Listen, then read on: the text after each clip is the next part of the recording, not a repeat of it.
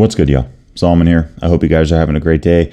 As many of you have probably seen lately, I've been making quite a bit of Czech Pirc defense content, and I'm a big fan of the opening, right? There's a lot of strong chess openings for black against the move of e4, but only so many openings are strong and rare, right? And when you combine those two things, you can get some pretty dangerous results. Now, this video in particular, this is more of an introductory video for those of you that maybe don't know what the Czech Pirc defense is. Maybe you know what it is, but you're just trying to get started with it, trying to learn some basic ideas and concepts so you can go try it out in your own games on chess.com or Elite Chess, wherever you play.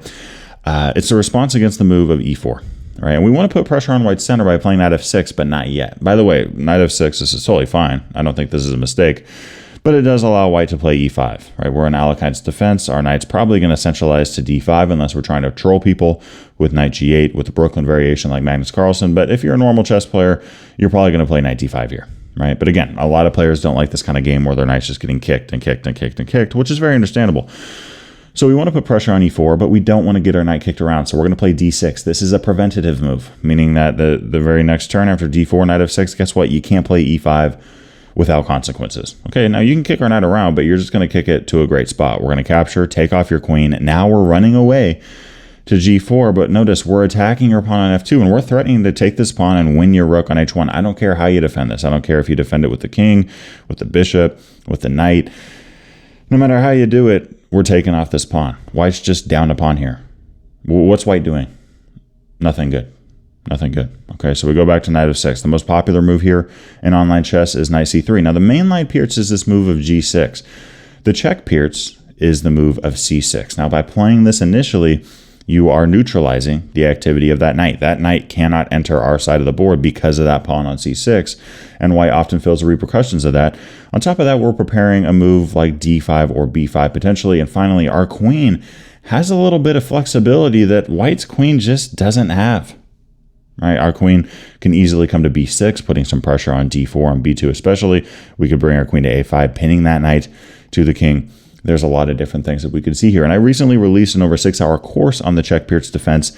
And because of that, I offered out a 30% off sale for the month of September. There's only a few days left. Okay, so if you do want to get that 30% off, make sure to go to the link below in the pinned comment in the description, plug in the discount code CzechPirc2024, and you will receive 30% off on the course. Again, only good for the next few days. A bunch of you guys have gotten it, and for those of you that do get it, I hope that you enjoy it. It really is a strong chess opening for black with a lot of fun ideas. Now in the course, there's a bunch of moves that are covered. I mean, f3, f4, bishop e3, bishop g5, e5, right? Pawn to e5 trying to kick us around, d5. What happens if this light squared bishop moves around? What if we see something quiet like g3 or a4, all this kind of stuff?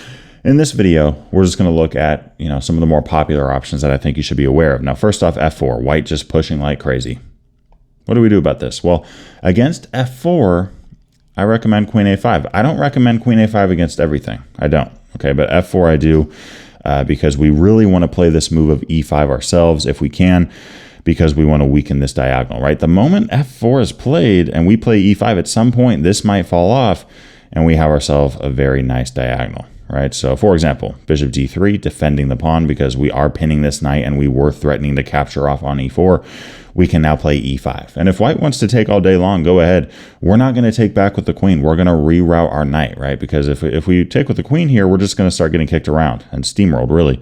So let's play the move of knight to g4. We have two attackers on it. You have no defenders, and a pawn can't defend it. So we're totally good there. Very next move, we can capture off. If you want to take on e5 now, okay, we'll take with the queen. Now it's going to be a lot harder for you to kick our queen around. And if you try to kick our knight around, we can play knight g6. If you bring the bishop back, guess what? Bishop a3. Beautiful move here from black. If you capture our bishop, we take the knight. If a move like queen c1, for example, we just keep developing. And if rook b1, we can actually take on b2 because that rook is unable to defend the knight like a queen could have. We capture on c3, take the rook. I mean, this is resignable from the white side. Okay, so keep in mind, against f4, play that move of queen a5. Prepping that e5 push. Let them take all day long, reroute your knight. You're going to be in good shape to push for a win. There's also this move, knight f3. Very popular move from white. Against this, I recommend the move of bishop g4. Okay, now queen a5, again, I don't recommend this against everything. In fact, here I think queen a5, e5 just doesn't hold the same kind of power behind it that it did because f2 is there. We're not so focused on opening up that diagonal. Okay, it doesn't weaken white's position so much. And e5 can still be a good idea in a lot of Czech Pirc positions, as we're going to see. But I think in this case, queen a5 is just pretty unnecessary. So we're going to play this move, bishop g4. Now we're going for a preferred French defense. Let me show you how. So we play bishop g4. We're pinning that knight. Let's say white, plays bishop e2. We're just going to keep playing solid chess here. e6, bishop e7. If you want to kick our bishop, well, guess what? We're taking our knight. We're playing d5 advancing. If you want to capture, we're going to take towards the center. That's the general rule there. So that c6 square opens up for our knight. Very easy game from that point if white ends up doing that. And if white pushes, we're going to bring our knight back. And it only takes one little slip here, one little inaccuracy, something like bishop e3, we play c5. All of a sudden, we realize, oh, wow, we're in a French defense structure, and we're putting pressure on d4, and there's no pawn defending it. Right? Usually in an advanced kind of structure against the French, white wants to put that pawn on c3, but they had to play knight c3 there to defend the pawn on e4. So there's no pawn there right now. This will often catch white off guard. And once we take that pawn, e5 is going to become more weak because there's not a pawn defending it. On top of that, we have a French defense structure, but we don't have the French defense bishop, which is good because first off, that bishop is just sad most of the time.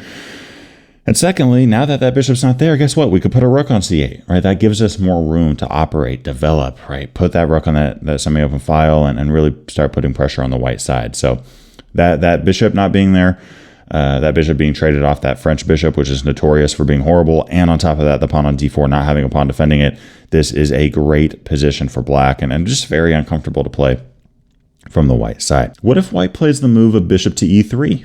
On move 4, let's take a look. So bishop e3 here, right? White probably going for some kind of 150 attack.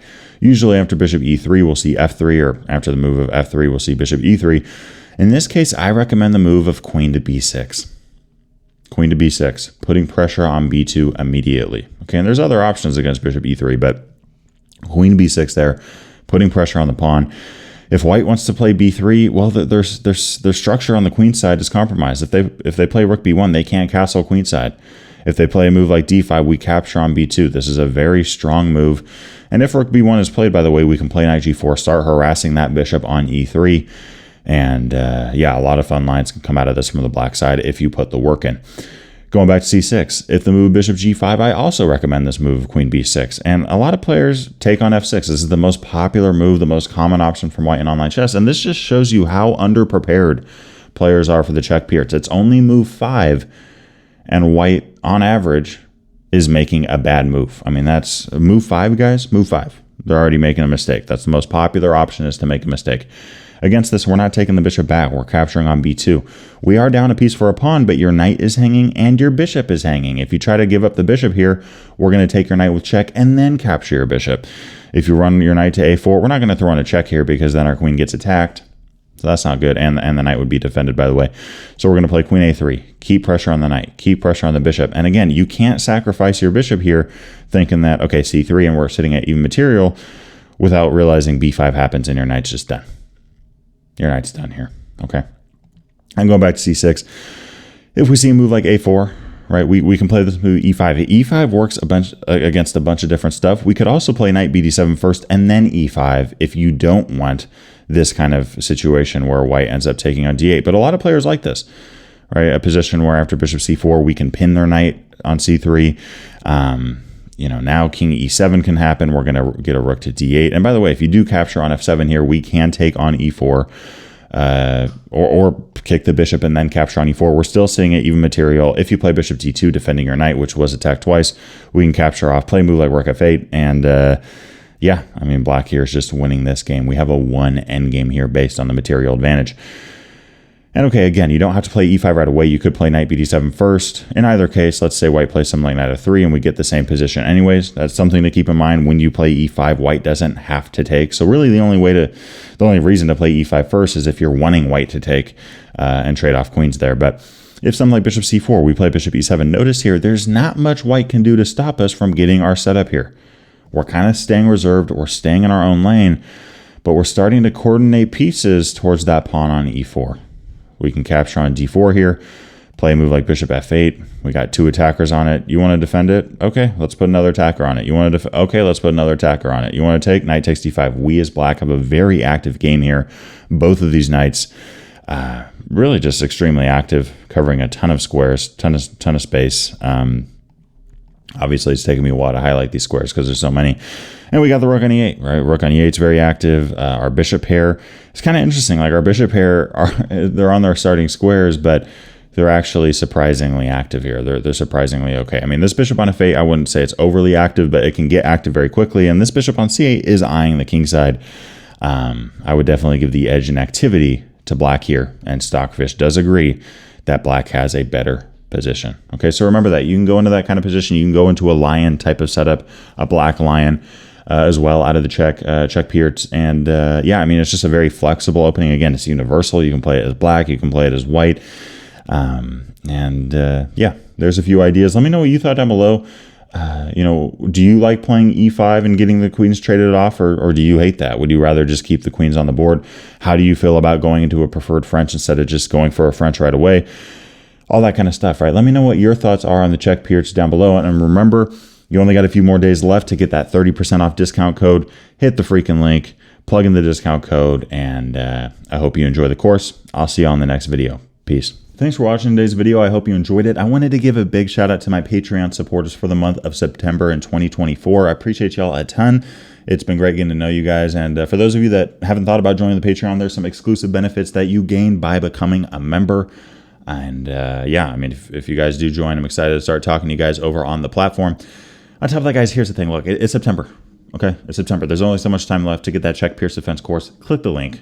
Click the freaking link, plug in the discount code, get your 30% off. Only good until the end of the month, and I'll see y'all on the next video. Let's get it.